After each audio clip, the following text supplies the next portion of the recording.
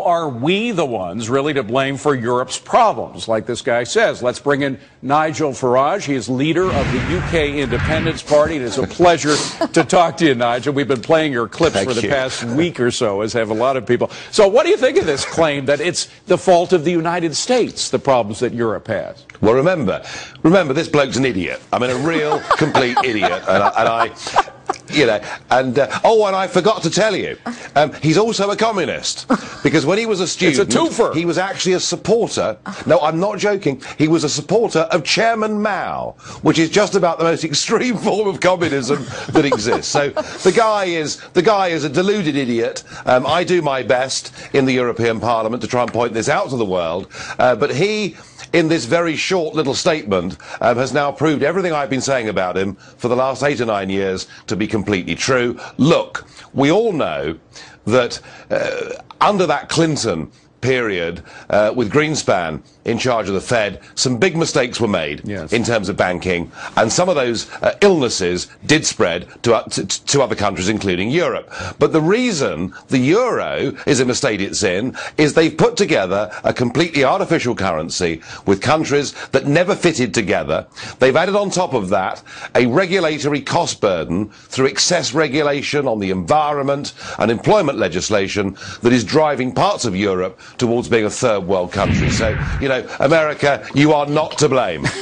Well, frankly, I wasn't going to lose much sleep over that claim. But on top of everything else, we now have all of these billions and billions of euros, hundreds of billions of euros going into these bailouts. Where is all that money going?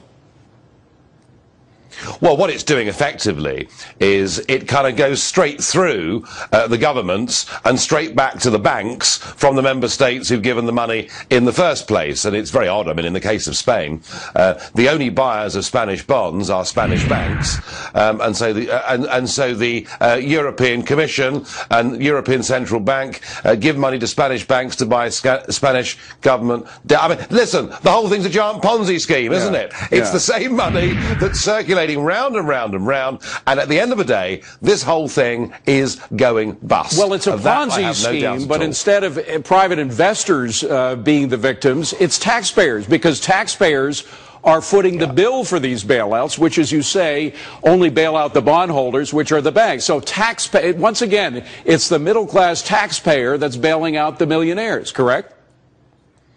Yes, it is, and that's why we're seeing the beginnings of a real democratic revolution taking place across the north of Europe.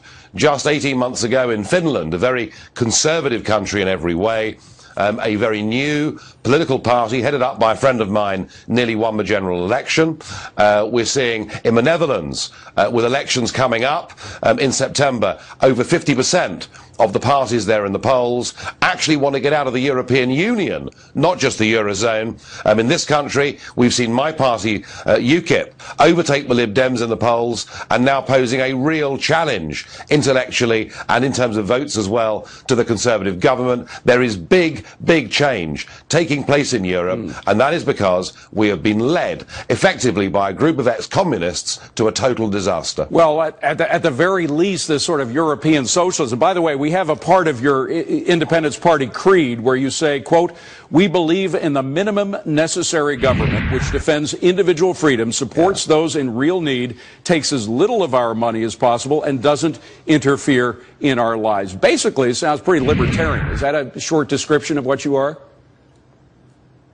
Completely and utterly. In fact, when I finish this interview, I'll go away and I'll drink a toast to that, because, that's what we're after. And listen, all the evidence is, I mean, what we saw over here in our time zone over the course of the last 50 years was something called the Soviet Union, that believed in central management, that believed parliamentary democracy didn't matter, that believed well-educated bureaucrats knew better than we, the poor peasants, how best our lives should be led. And we saw the Soviet Union crash and burn economically, democratically, and in every other way.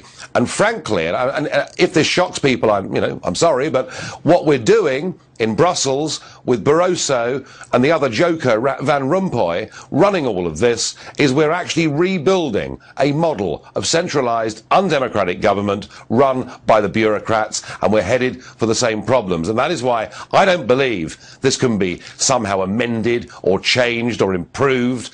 I believe we've got to break this whole thing up and get back to a Europe of democratic sovereign nation states that trade, not just with each other, but perhaps start focusing again on the fact we're living in a global economy. Now, Nigel, as you well know, 2010, we had a sea change in our political system, a dramatic change in power, due largely to the influence of people who had ideals similar to those that I just mentioned as your creed.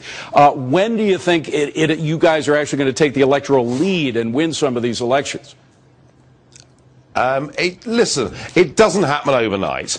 It takes time. This is more a question, I think, of evolution than revolution, certainly in the north of Europe. But I think the Dutch elections in September will be very significant indeed. I think that the Netherlands have traditionally been a very pro-EU and pro-Euro country.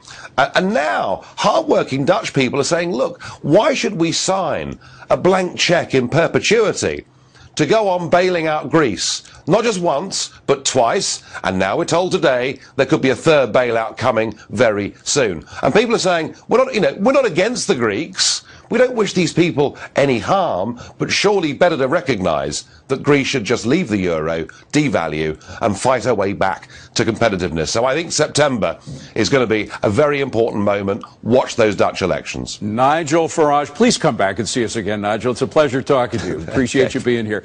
The United Kingdom Independence Party leader. Appreciate it, Nigel.